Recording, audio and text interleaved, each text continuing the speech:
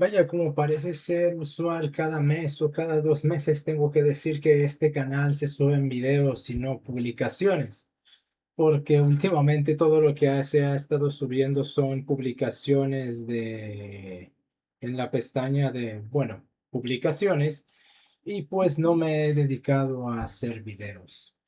Tengo muchas cosas pendientes que no he hecho debido este a estar ocupado trabajando y estar ocupado haciendo las cosas que no hice por estar ocupado trabajando.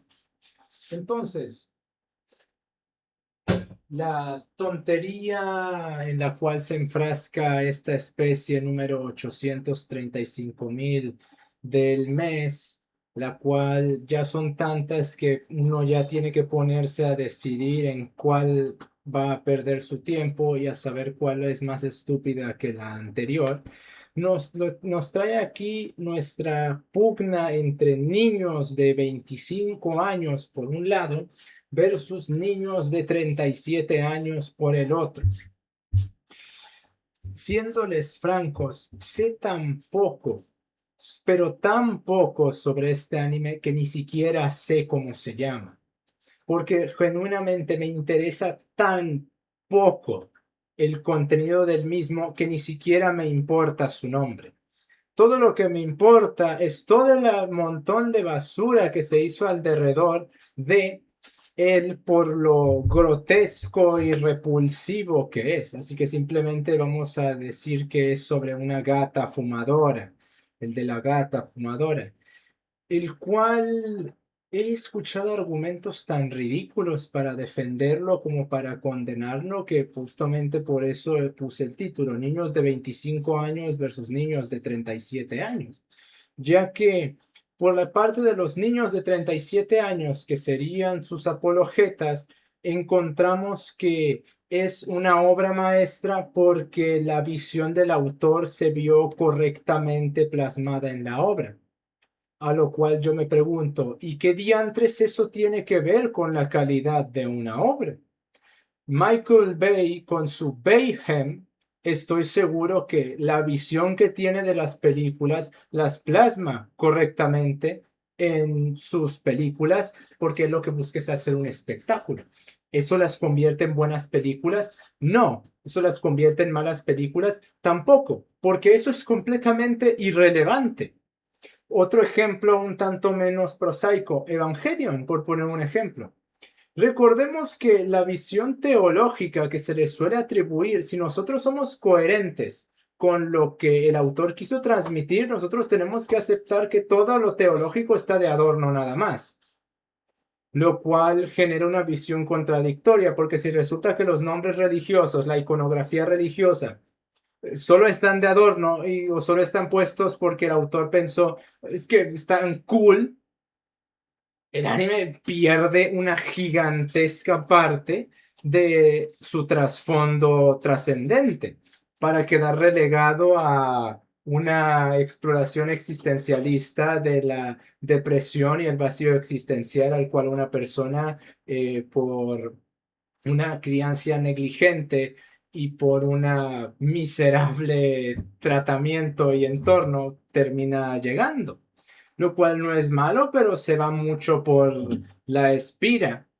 donde todo el resto de los elementos que están en la obra quedan completamente anulados para dejar eso nada más. Y pues así ya no se puede exaltar tanto, porque gran parte del trasfondo que hace Evangelion es justamente la lectura esotérica, la lectura trascendente y la relación que tiene con el cristianismo todo esto. El cómo los deseos de perfección y de perfeccionamiento del hombre está dispuesto a a llevar al hombre a intentar incluso desafiar a Dios mismo y a su creación.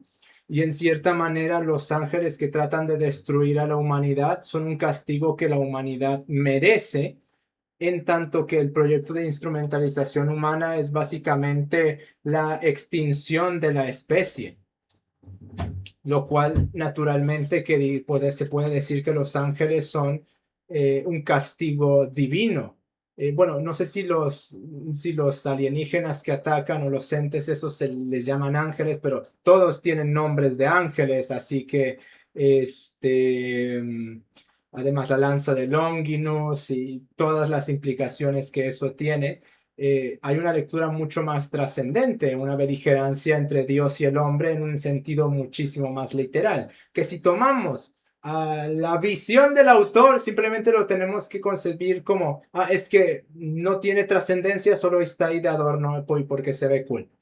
Y uno se pregunta como,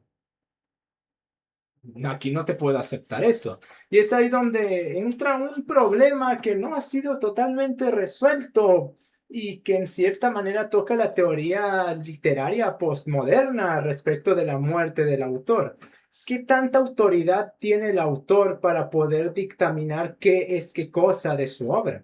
Porque en este caso, si nosotros le damos autoridad absoluta al autor, pierde muchísimo la obra. Pero si se la empezamos a quitar, nos quedamos con la basofia Foucaultiana de que básicamente son las personas las que construyen la obra y el autor es básicamente da una especie de arcilla moldeable el contexto social y cultural en el que se encuentra, pero otros contextos sociales y culturales pueden dar su propia interpretación de la obra, así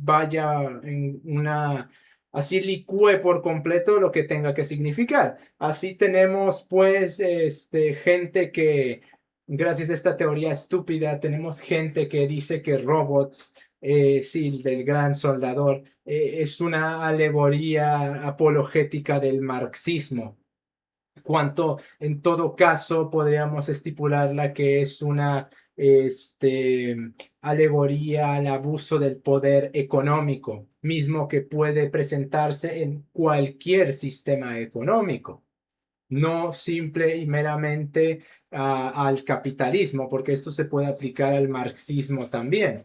Esto se puede aplicar a cualquier sistema económico político que tenga empresas, así sean cooperativas en el caso del marxismo.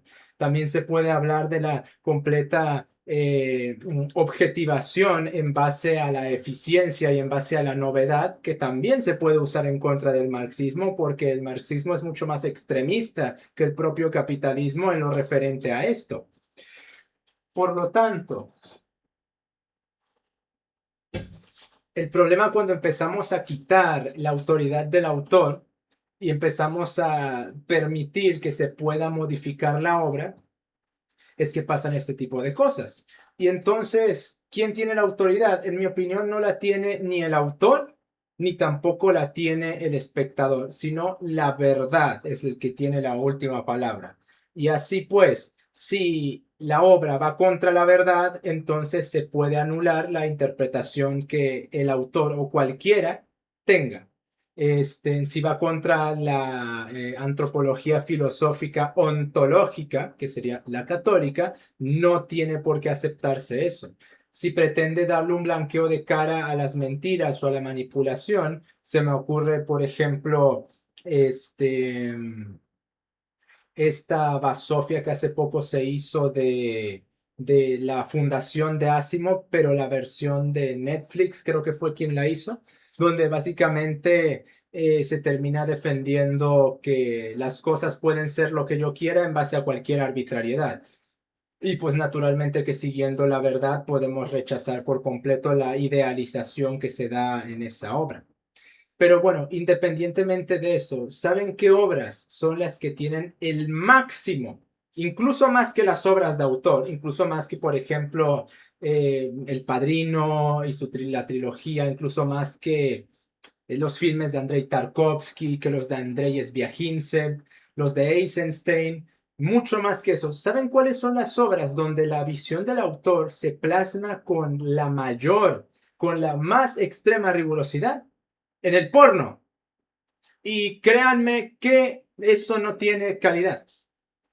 Cosas como Mouhou Shoujo no Akagorete, por poner un ejemplo, tienen la máxima manifestación de la visión del autor. ¿Por qué? Porque si yo quiero hacer una obra donde haya unas jóvenes, 20 años, malditos epsteinianos,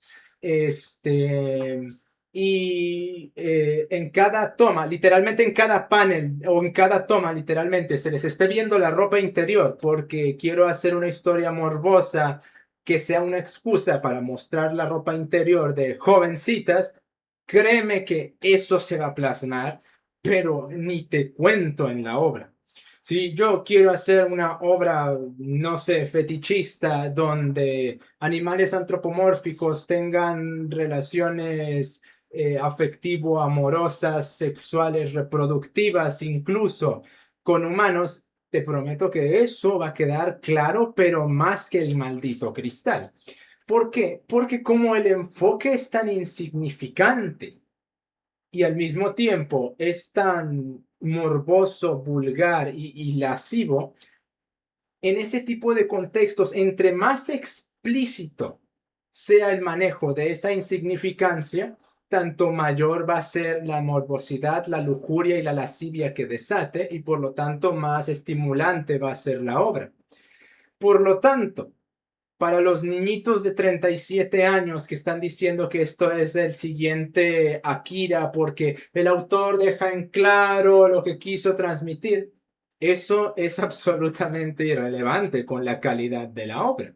Porque en donde mejor se hace eso es en el porno y eso no tiene ninguna calidad. Y en el caso de Evangelion, si nosotros aceptamos eso, la obra se va en picada, pero mira, muchísimo. Por lo tanto, por lo tanto,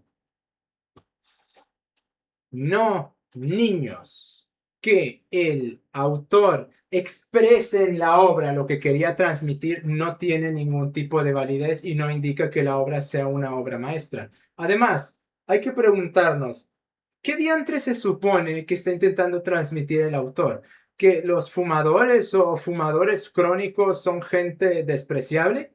Eso no es necesariamente cierto. Un personaje ficticio, por ejemplo, John Constantine de la película de Constantine. El tipo 300 cigarros por minuto y después empieza a incrementar a 650, creo que 800 es el pico de cigarrillos fumados por minuto por él en esa película. Y el tipo no es una porquería, no es necesariamente una basofia de persona como lo que intentan presentar aquí.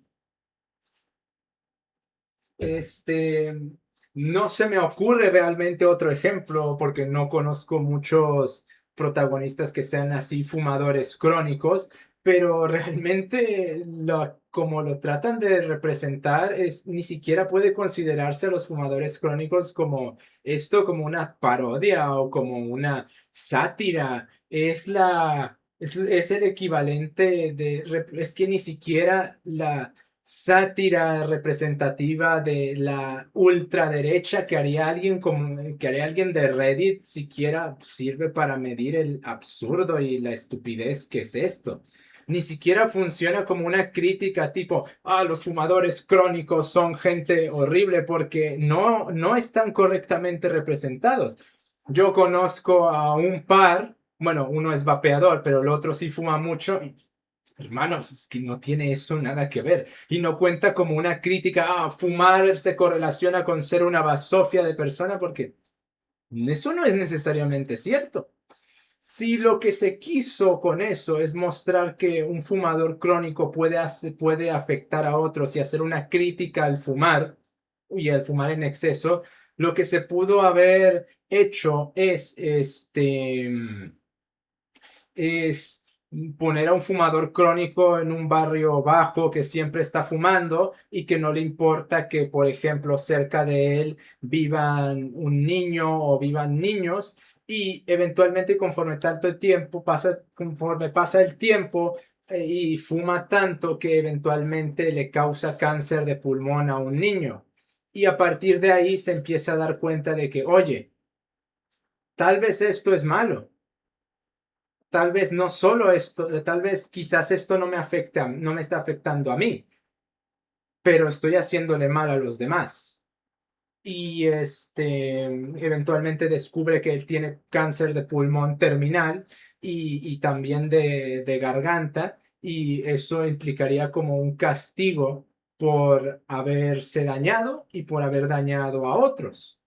Y mira, ahí tienes un drama de muchísima mejor calidad que te sirve como un arco de redención, de purificación y de justicia ante el mal y un intento de redimirse y que la historia trate de que el tipo trate de ayudar al niño como se pueda para que no se muera y tal vez pueda terminar con él muriendo, pero salvando de alguna forma al niño. Y a partir de ahí tienes un pinche historión, como le diría el Explosion, un historión con el que puedes trabajar y puedes hacer una crítica a los fumadores, a la indiferencia que suelen tener con respecto a las demás personas y no necesitas recurrir a lo grotesco o a lo vomitivo o a lo repulsivo para ser gracioso o para criticar a cierto grupo, porque si no se representa de forma correcta, nos pasa lo mismo que le pasa a justamente este ejemplo anteriormente mentado de los réditos representando a la ultraderecha, que los terminas glorificando paradójicamente o terminas haciendo una caricatura tan absurda que de hecho empiezas a generar rechazo hacia tu propia piara y terminas granjeando enemigos políticos más que aliados porque tipo, mira, los que adoptan el fascismo son esto y esto es esa Tania de la saga de Tania la Malvada y te quedas como, oye, pero esto está de puta madre, está volándole la cabeza a comunistas, ¿dónde me uno a su milicia? ¿Y qué quieres que te diga? Voy a apoyar eso en lugar de a ti. Y bueno, cuando no se trata de eso, es básicamente Supergirl, es básicamente lo que toda la fase del MCU y Doctor Who, por ejemplo, el cómo se cagaron por completo, porque eso fue lo que hicieron. Se cagaron por completo en toda la base de seguidores que, ¿cuántos años tiene eso? ¿60 años? ¿Más de 60 años? Y en como 3 temporadas que lo revivieron, se trató de decir como todos los antiguos fans que llevan siguiendo estos 60 años, 70 años, son un poco más que basofia sin valor alguno que merece morir, básicamente. Porque nosotros somos tan buenos, tan puros y tan diversos, no como los antiguos racistas aquellos. Entonces, por ese lado no está bien representado y al mismo tiempo los intentos de, ¿cómo decirlo? De recurrir a lo grotesco como una forma de crítica. A ver, si en el cuarteto de la alopecia, que vendría a ser este tal Borrego, el pintor, un tercero cuyo nombre no recuerdo, y Fernando Castro, el cuarteto de la alopecia, puede decir que gente como William Adolph Bouguereau son malos pintores por el academicismo y la llamada barata a la belleza, ¿por qué yo entonces tendría que aceptar que lo grotesco puede representarse así sin más, y yo tengo que aplaudirle y tengo que venerarlo de rodillas, toda esa basofia, cuando es el equivalente inverso de lo que están criticando ellos? Sin mencionar, claro, que como el mal es muchísimo más fácil de hacer, más que aplaudir o ser indiferente, eso debería de generar una burla por lo patético y ridículo que es, o un desprecio por la tomadura de pelo que se está intentando implicar. Eso no fue ahora que lo pienso, no intenta hacer un chiste ahí por el cuarteto de la alopecia, pero bueno, supongo que queda como una ironía involuntaria ahí. Por lo tanto, yo no voy a aplaudir lo grotesco fácil, porque justamente eso lo puede hacer cualquier estúpido. Así como ellos me dicen, como si fuesen ellos siquiera capaces de acercarse a pintar así, que la belleza, o mejor dicho, la cosmética, como bien le diría José Ortega y Gasset, de gente como William Adolph Bouguereau o Ilja Repin, es barata y simplona. Yo puedo decir sin ningún problema que su basofia grotesca es es ridícula, patética, simplona y causa vergüenza el observarla. Con lo cual no consigue lo que se supone que pretende de crítica o de reflexión o de si se puede decir que eso tiene algún tipo de pretensión. Ahora bien, cómo se representa algo grotesco de forma inteligente? Eyes Wide Shut. La escena donde entra Tom Cruise a esa como ceremonia, esa secta, eso, señores, eso es algo grotesco. Y no estoy hablando en las escenas donde se muestran a jovencitas teniendo, bueno, una evidente implicación pedofílica ahí, y también eso es repulsivo. Pero esa unión de magnates en ese ritualismo, eso es algo repulsivo que no es tan evidente, pero que funciona en eso, porque toda esa gente se implica que es gente muy poderosa, que dirige cosas muy importantes y tienen esa idiosincrasia participativa de cosas completamente asquerosas y nefarias, sin tener que recurrir a ellas, porque se pudo haber dejado implicado, como por ejemplo no recuerdo en qué película hace, pero Hitchcock hace un uso magistral del suspense en una película donde simplemente muestran por al final de ella, muestra a una persona entrando en una habitación donde creo que hay otras personas esperándolo y no recuerdo exactamente cuál era el contexto de eso, pero nunca se nos muestra qué pasa. Pero eso es como esa persona y esa como reunión es como todo lo que se estaba construyendo alrededor de toda la historia y nunca se nos muestra qué pasa realmente y se nos deja como no, ¿por qué? Pero no es un mal uso, es un uso magistral del mismo, de su teoría del suspense.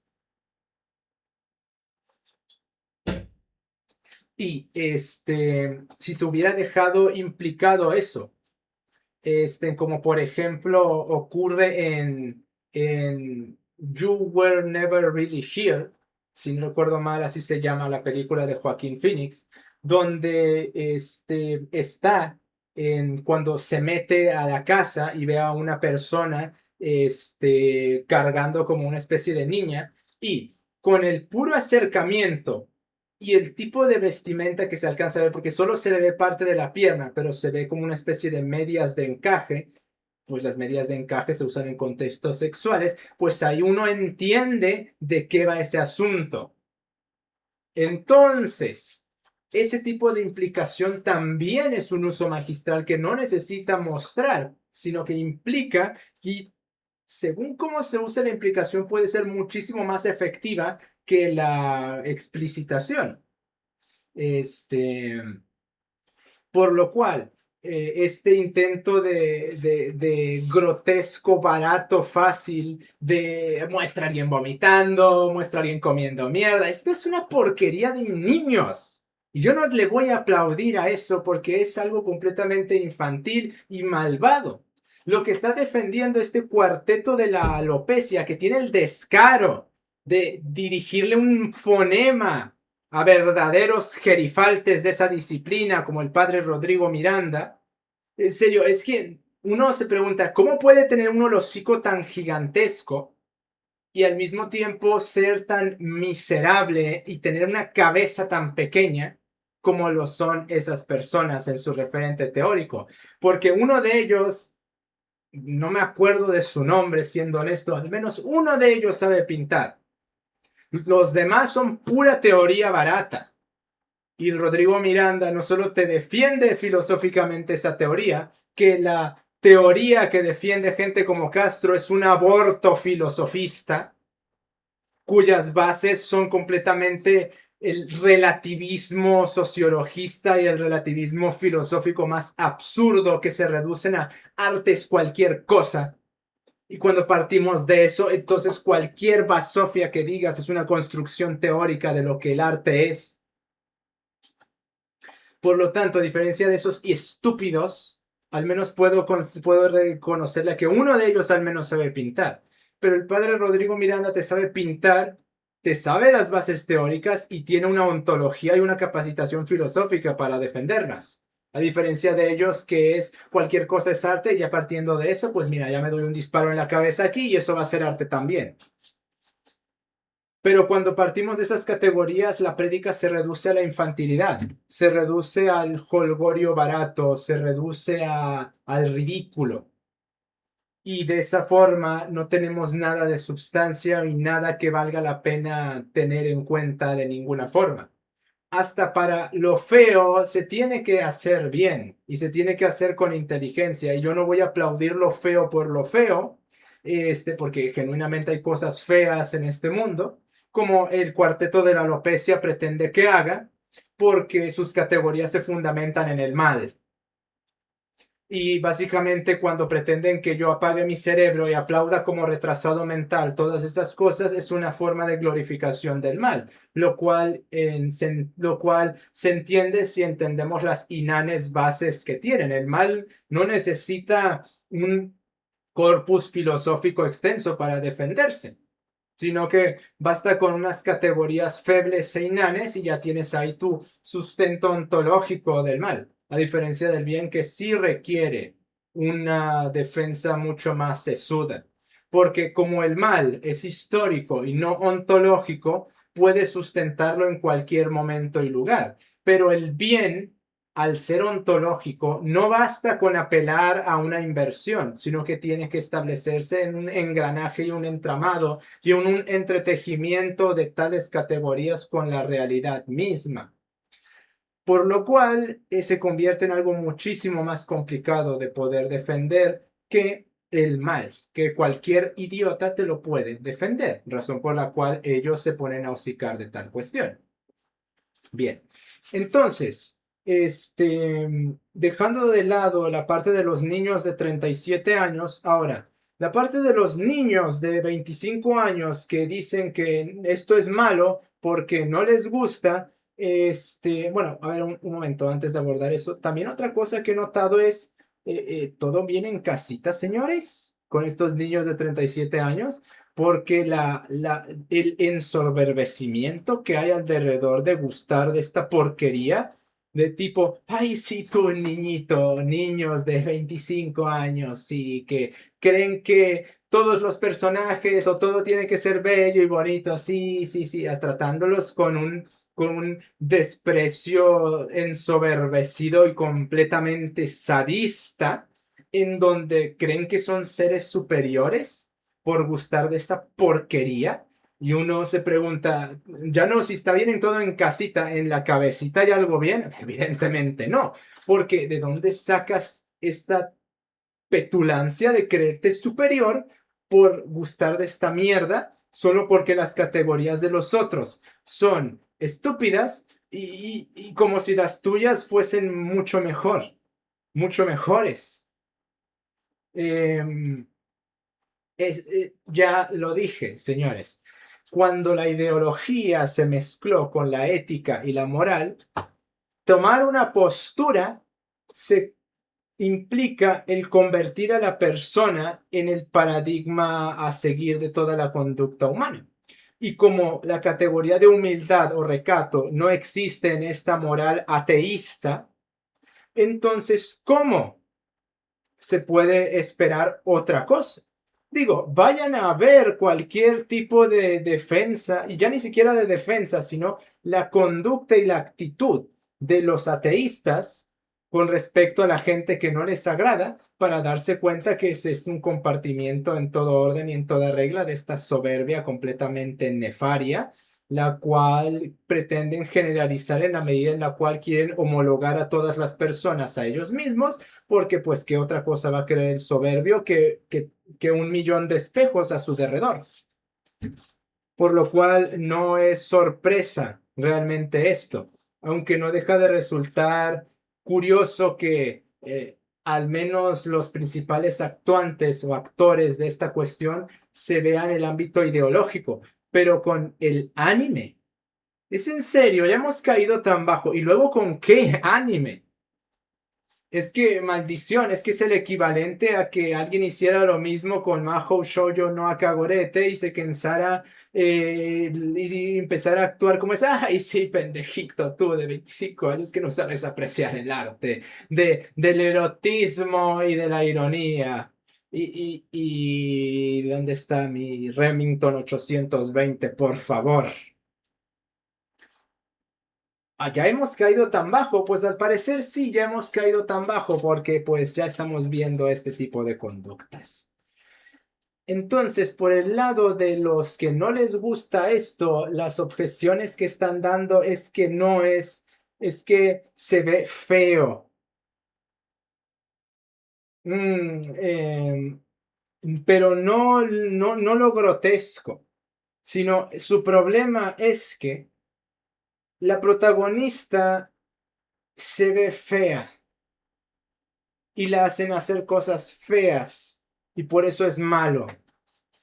Y eso hace que no les guste y por eso es malo. Miren, esta categoría de feo recae en la misma idea que tiene el conservador, gente tipo picalibro, el picalibro, por ejemplo, de la belleza, que básicamente para ellos una mujer bella es esto. Para el conservador y ese tipo de gente, una mujer bella es esto. Es esto, básicamente, una prostituta que tiene trajes o vestimenta provocativa, tiene los muslos prominentes, el trasero prominente o las tetas prominentes y básicamente está vestida como una prostituta en toda regla. Y este tipo de gente cree que si no están vestidas así las mujeres, o por poner otro ejemplo más rayos, veo que no estaba grabando eso. F. Bueno, a ver, ahí me disculparán, pero no sé qué diantres se grabó y qué diantres no, así que voy a pasar rápido con el ejemplo que quise dar anteriormente, que este tipo de gente cree que una mujer bella es esto, básicamente. Es esto. Es esto, esta prostituta, es esto, esta prostituta, y es esto, esta prostituta. Básicamente el conservador, si su anime o su ficción no tiene prostitutas, porque es una mujer que se viste así, eso es lo que es, una prostituta, y la razón por la cual es tan imperativo el solicitar algo como eso es porque se quiere una exaltación y una excitación visual relativa a la lujuria, pues consideran que eso no es una buena obra. Si bien atrocidades tipo Dragon Age, evidentemente, no, definitivamente no. Otra vez no le di a grabar, maldición, dos veces. Bueno, básicamente la atrocidad esa que hicieron con la protagonista de Horizon Zero Dawn, donde básicamente hicieron a un hombre que pretendían pasar por mujer. Entonces, si bien eso tiene motivaciones ideológicas, el pedir personajes femeninos que sean básicamente, este objetos sexuales para tu disfrute no es mucho mejor o no es menos ideológico que lo que ellos hacen. Y eso tampoco es un argumento para decir que la obra es mala o buena, porque aquí se comete el pecado, el sacrilegio, el motivo de anatema y de excomunión de considerar a las mujeres no como deidades, sino como seres humanos. Y por lo tanto, no consideramos aquí que merezcan un trato especial en la ficción o en ningún lado realmente. Porque no tienen retraso mental por un lado y por el otro no son objetos sexuales, así como tampoco son objetos ideológicos. Puedes tener personajes femeninos bien escritos que no necesariamente sean una mina o sean una mina de pajas o sean tu musa de las pajas. Por ejemplo, se me ocurre este. Ya te iba a agarrar de que lo iba a dejar otra vez sin grabar. Se me ocurre, por ejemplo, este, por poner un ejemplo, y dirán, ¿qué? Sí, señores, recuerden que Archie lo hizo primero y naturalmente que si Archie lo hizo primero, yo estuve ahí antes para enseñarles definitivamente y naturalmente es que es muy fácil juzgar esto sin haberlo visto, sin saber una mierda de qué es y también diciendo, oh, es que el fandom de estas personas es una mierda, como si el de Evangelion no lo fuera también, como si el de Star Wars no lo fuera también, como si el de Star Trek, como si el de My Chemical Romance, como si el de cualquier banda de K-pop.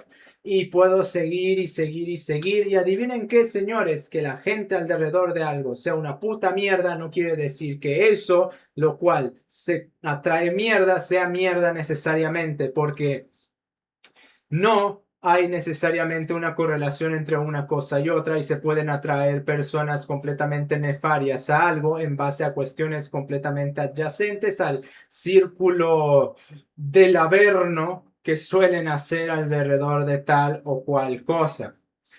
Y sí, estoy hablando de la Amy de Archie, de los cómics de Archie y no la de los juegos, porque la de los juegos básicamente se caracteriza por ser una sociópata con fuertes tendencias a la psicopatía, con una obnubilación y una infatuación que genuinamente ameritaría un encierro considerable de tiempo en un hospital psiquiátrico. Sino que resulta ahí que sí, tiene esa infatuación, pero se caracteriza por otras cosas, de hecho, y no está sexualizada como lamentablemente sí está en los juegos, al menos el mostrarle esa constante de mostrarle la ropa interior en estos cómics no está presente y realmente no tiene un cuerpo que se preste a a interpretaciones lascivas porque realmente no tiene nada que la haga destacar, como por poner un ejemplo, esta que al menos algo sugerente sí tiene, y los que hicieron su diseño sabían perfectamente qué estaban haciendo, digo. Hay algún, si Amy tiene un traje completo, cuál es el maldito problema en ponerle a este personaje también una ropa que no sea un disfraz de ropa interior o bueno, eso que lo único que hace es dejar más a la sugerencia, a la imaginación. Igual y ahí se puede establecer una explicación de por qué el fandom de Sonic es como es, pues porque los están exaltando a cada rato con eso, aunque no es necesariamente correlativo. Es más la atracción de autistas que esa cuestión. O igual se podría argumentar que no, pero eso ya es una discusión para otro momento. Bueno, entonces, esa puedes tener personajes femeninos bien escritos, incluso que sean guerreras, como en el caso de Amy, sin necesidad de hacerlas hombres con tetas o sin necesidad de convertirlas en tu fantasía fetichista, el fetiche apenas disfrazado del escritor número 857.000. Y resulta que un personaje femenino que no sea atractivo, y básicamente aquí no atractivo significa no sexualizado, no lo convierte en un mal personaje, ¿de acuerdo? Y resulta que hay mujeres con conductas repulsivas y completamente nefarias, para sorpresa de nadie, aunque bueno, estas personas como en su vida han conocido una puta mujer, pues naturalmente que tienen esa interpretación que solo sacan del anime. Y también los del otro lado, como en su puta vida han conocido a una mujer, por eso creen que puede ser cualquier cosa. Naturalmente que ahí también está esa deformación, porque ninguno ha conocido a mujeres, realmente. Han conocido putas, por un lado, y ginoides o sátiras sacadas de la ficción, pero no han conocido mujeres. Entonces, del lado de los niños de 25 años, no, tampoco tienen argumento alguno y que no sea atractivo sexualmente o incluso atractiva, porque no todos los personajes femeninos tienen que por fuerza ser atractivos, no hace mal la serie.